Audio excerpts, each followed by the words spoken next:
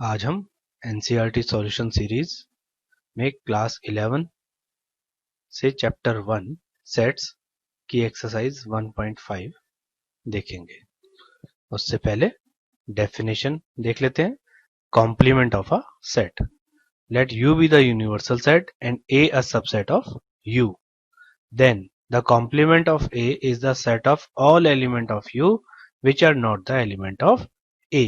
तो complement of a set, किसी set के कॉम्प्लीमेंट सेट में वो एलिमेंट्स आएंगे जो यूनिवर्सल सेट में होंगे लेकिन सेट ए में नहीं होंगे। ऐसे एलिमेंट के सेट को हम बोलेंगे कॉम्प्लीमेंट ऑफ सेट ए। इसको डिनोट करेंगे हम ए के ऊपर डैश लगाकर। इसको पढ़ेंगे ए कॉम्प्लीमेंट या कॉम्प्लीमेंट ऑफ ए।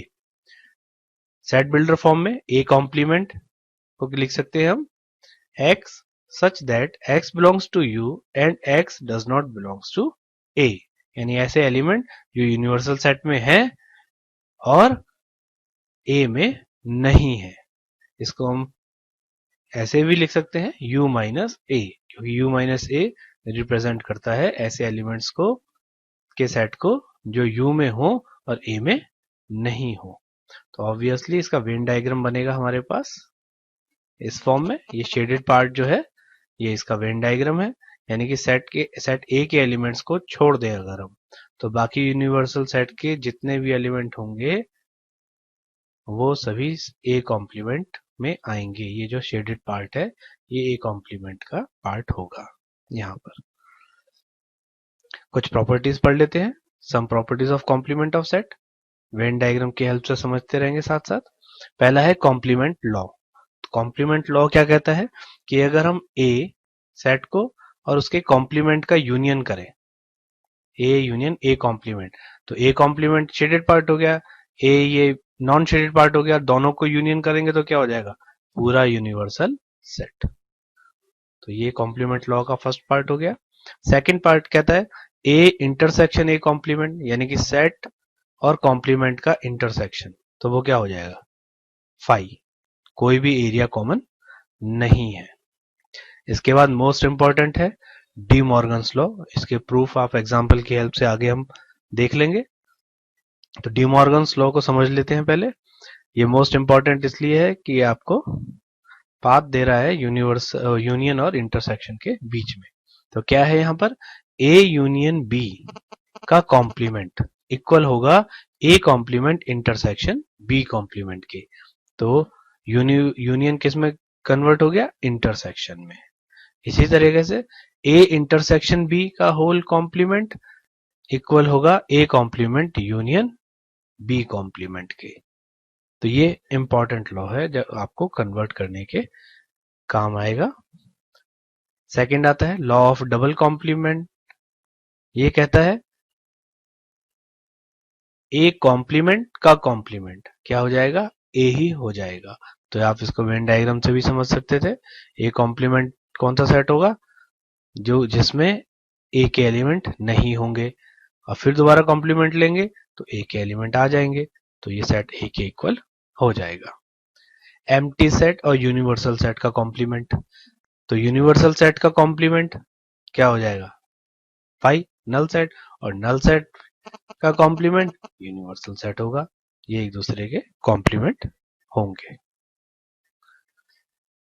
अब देखते हैं क्वेश्चन नंबर 1। जो हमने प्रॉपर्टीज पढ़ी हैं उनको और डेफिनेशन को वेरीफाई भी हो जाएगा क्वेश्चन की हेल्प से। तो यहाँ सेट दिया है यूनिवर्सल सेट, ये बना दिया है 1 2 3 4 5 6 7 8 9। अब सेट ए गिवन है, बी गिवन है और सी गिवन है। आपको सबसे पहले फाइंड करना है ए कॉम्प्लीमेंट। तो ए कॉम्प्लीमेंट होता है यू माइनस ए, यानी कि ऐसे एलिमेंट जो यूनिवर्सल सेट में हो और ए में नहीं हो। तो 1 2 3 4 को छोड़ देंगे, ये पहले 4 छोड़ दिए तो बचे कौन से, 5 6 7 8 9। तो ये आ गए ए कॉम्प्लीमेंट में। इसी तरीके से बी कॉम्प्लीमेंट फाइंड करना है तो u माइनस बी करना होगा, यानी कि 2 4 6 8 छोड़ने होंगे, अब की बार उनको हटा देंगे तो बचेंगे 1 3 5 7 9। थर्ड पार्ट देखते हैं, इसमें a यूनियन c का कॉम्प्लीमेंट फाइंड करना है। तो a यूनियन c का कॉम्प्लीमेंट होगा universal minus a union c। तो पहले a यूनियन c फाइंड कर लेते हैं यहाँ पर। ए यूनियन सी करेंगे तो 1 2 3 4 और 5 और 6 ये दोनों आ गए।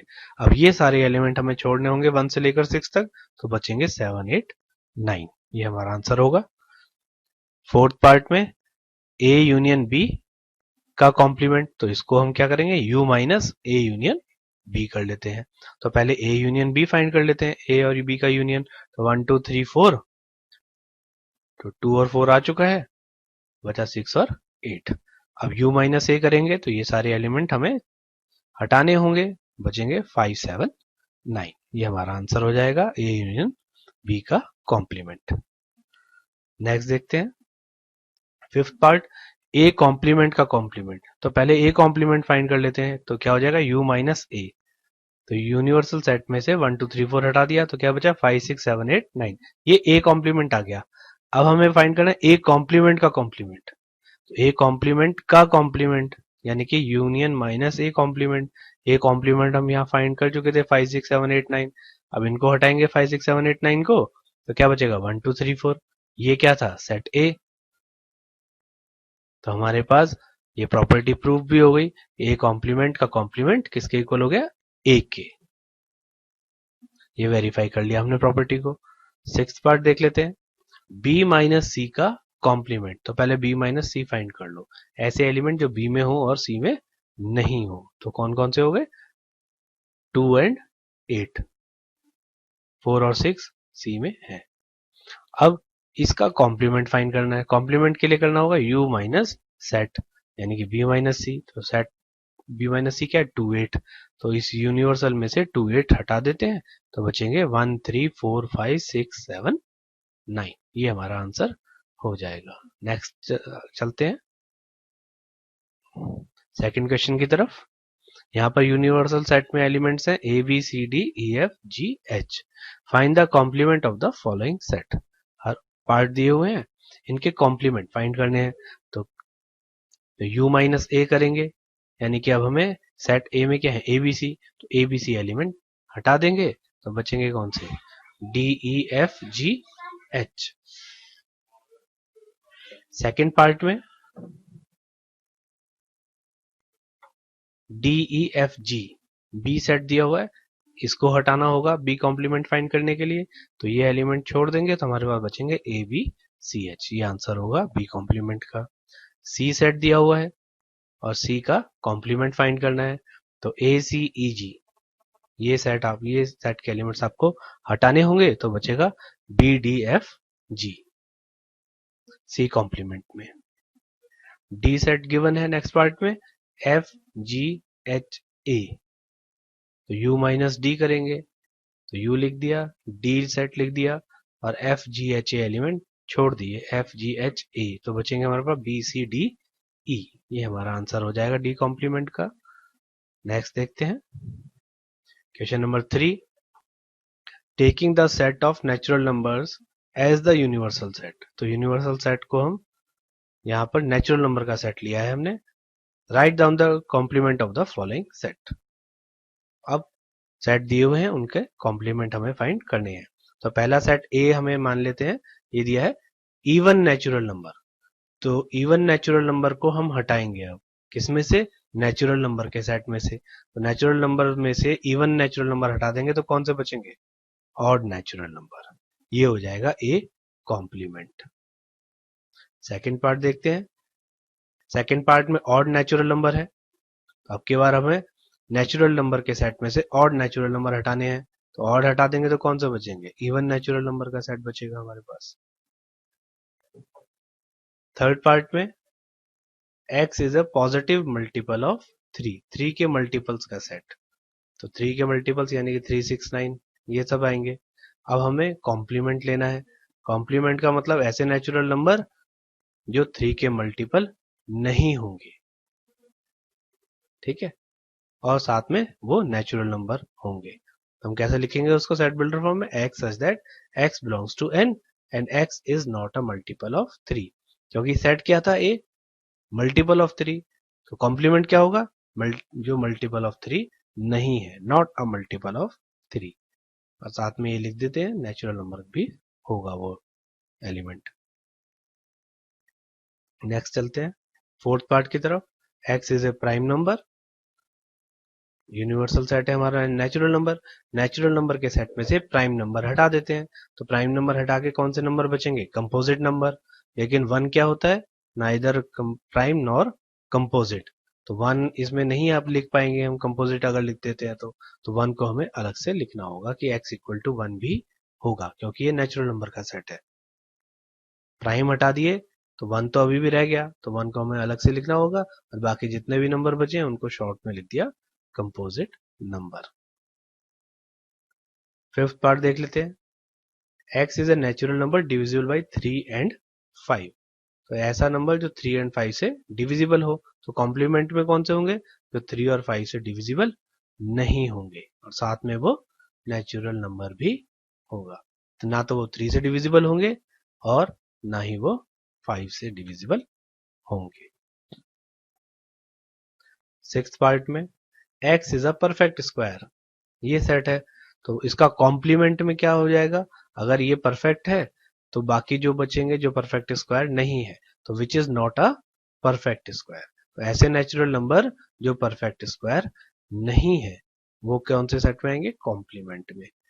तो सेट बिल्डर फॉर्म में लिख दिया, x is a natural number which is not a perfect square. ये सिक्स्थ पार्ट हो गया इसका। नेक्स्ट सेवंथ पार्ट देखते हैं, x is a perfect cube, ये सेट गिवन है, तो इसका कॉम्प्लीमेंट क्या होगा, x is not a perfect cube, ऐसे natural number which is not a perfect cube. ये हो गया सेवंथ पार्ट। एट्थ पार्ट देखते हैं, यहाँ इक्वेशन गिवन है x such that x plus 5 equal to 8, इसको सॉल्व करोगे तो x की वैल्यू कितनी आएगी, 3 आएगी, सिर्फ सिंगल एक एलिमेंट आ जाएगा 3। अब यूनिवर्सल माइनस a करेंगे तो नेचुरल नंबर के सेट में से a को हटा देंगे, तो इसको सेट बिल्डर फॉर्म में लिखेंगे, x such that x belongs to n and x not equal to 3, ये माइनस कर दिया है तो नॉट इक्वल टू 3 के अलावा जितने भी नेचुरल नंबर होंगे वो कॉम्प्लीमेंट में सेट में आएंगे।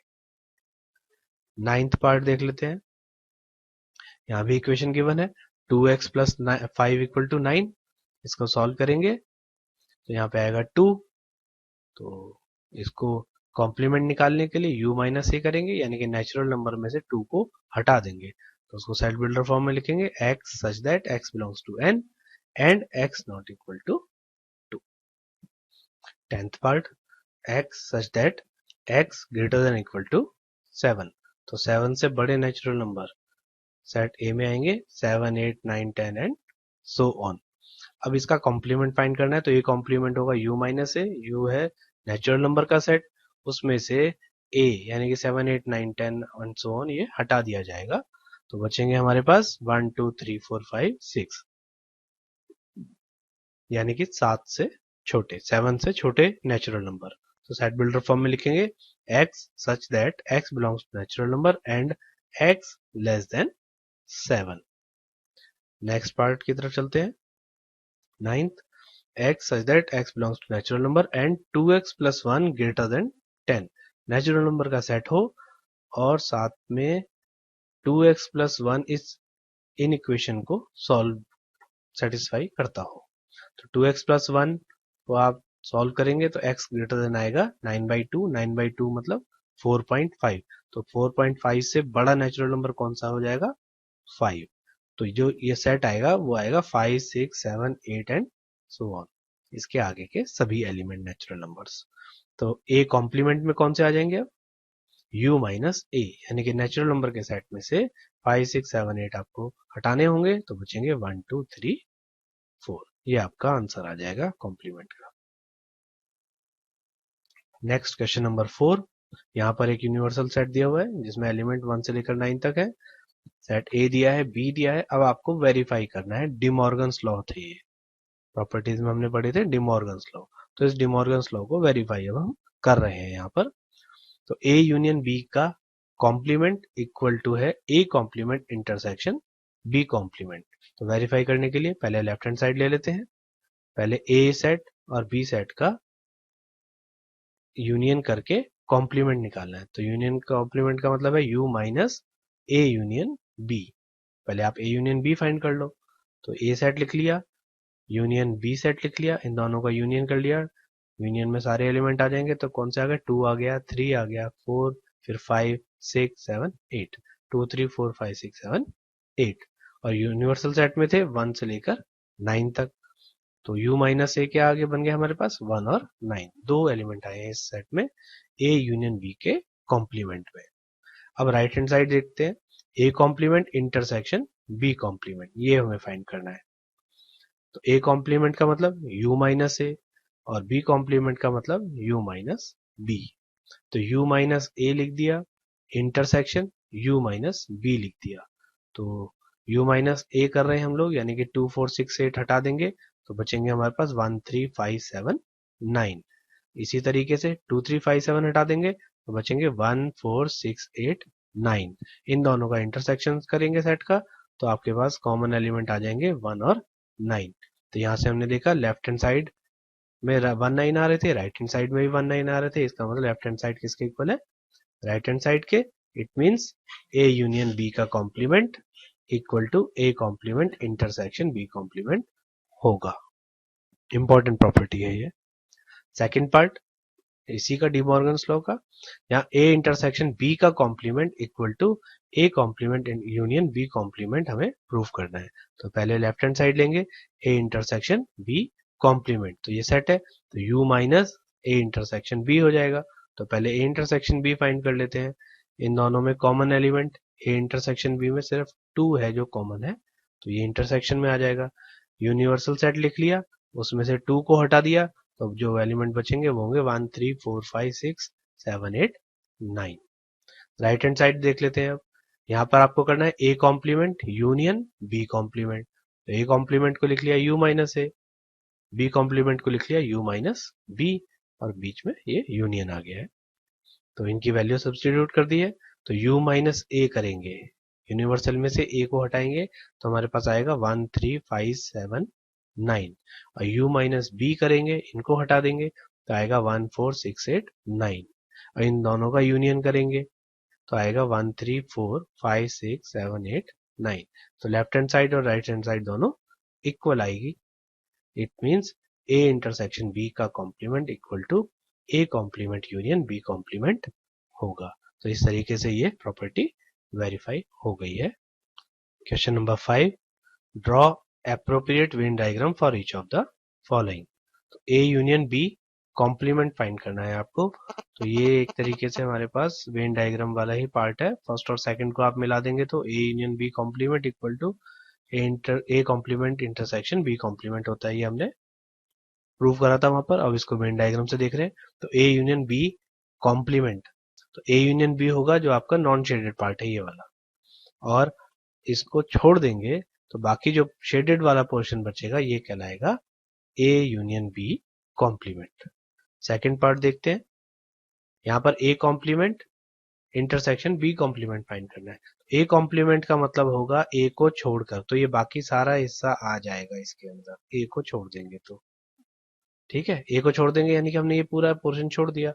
और जब b को कहा जाएगा b का कॉम्प्लीमेंट, तो b को भी छोड़ना पड़ेगा। तो a को भी छोड़ दिया, b को भी छोड़ दिया, इंटरसेक्शन वाला तो कॉमन पार्ट है वो तो छूटेगा ही छूटेगा। तो आपके पास क्या बचेगा, अब ये जो शेडेड पोर्शन है ये वाला हिस्सा आ जाएगा। It means a union b complement किसके इक्वल हो गया, ये दोनों आपके पास सेम आ रहे हैं। यहाँ पर देखोगे shaded portion, it means a union b complement a complement intersection b complement के इक्वल होगा। थर्ड पार्ट देखते हैं। थर्ड पार्ट में आपके पास यहाँ पर a intersection b complement find करना है। तो a इंटरसेक्शन b को पहले आपने देखा, ये अनशेडेड पार्ट जो है a इंटरसेक्शन b हो गया, और इसको बाकी को शेड जो शेडेड पार्ट है ये कहलाएगा इसका कॉम्प्लीमेंट। और फोर्थ पार्ट में देखेंगे a complement union b complement. तो a कॉम्प्लीमेंट मतलब a को छोड़कर बाकी सारे को शेड कर दिया, और b कॉम्प्लीमेंट b इसको b को छोड़कर बाकी सबको शेड कर दिया, तो ये पूरा शेडेड हो जाएगा, सिर्फ ये हिस्सा आपके पास बच जाएगा। तो आप देखोगे यहाँ पर थर्ड और फोर्थ पार्ट को देखोगे तो दोनों की फिगर्स, दोनों का वेन डायग्राम सेम आ रहे हैं। तो हम कह सकते हैं a intersection b complement equal होगा a complement union B complement के। नेक्स्ट पार्ट की तरफ चलते हैं।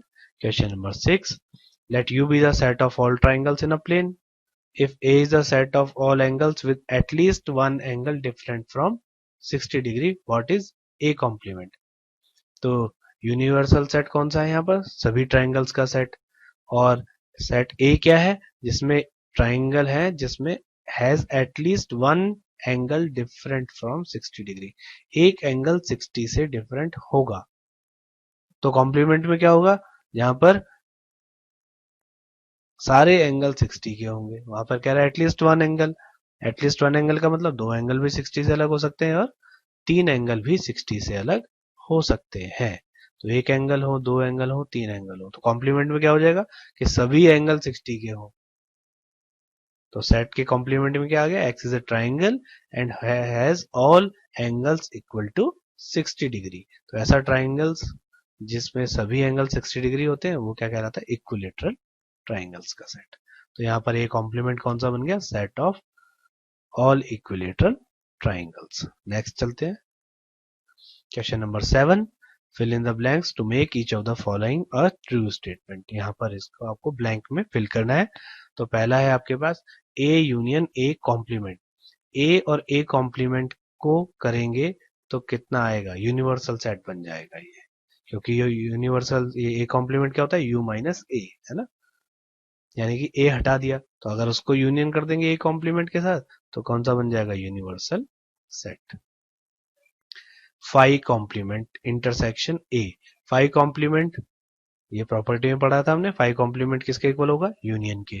और यूनियन को ए के साथ इंटरसेक्शन करेंगे तो किसके इक्वल आ जाएगा? ए की, क्योंकि ए सबसेट है यूनियन का। Third part, A intersection A complement, दोनों का इंटरसेक्शन पार्ट ये हमने प्रॉपर्टी में पढ़ा था, क्या होता है? फाई। यूनियन कॉम्प्लीमेंट, तो जैसे फाई कॉम्प्लीमेंट क्या था? यूनियन, लास्ट प्रॉपर्टी थी। ऐसे यूनियन कॉम्प्लीमेंट किसके इक्वल हो जाएगा? फाई के, नल सेट के। तो फाई का इंटरसेक्शन सेट ए के साथ करेंगे तो नल सेट ही आएगा फाई। इस तरीके से ये एक्सरसाइज यहाँ समाप्त होती है। नेक्स्ट एक्सरसाइज और नेक्स्ट वीडियोस के लिए सब्सक्राइब करें और बेल आइकन प्रेस करें ताकि आपको नोटिफिकेशंस मिल सके नेक्स्ट वीडियो की। तब तक के लिए थैंक यू।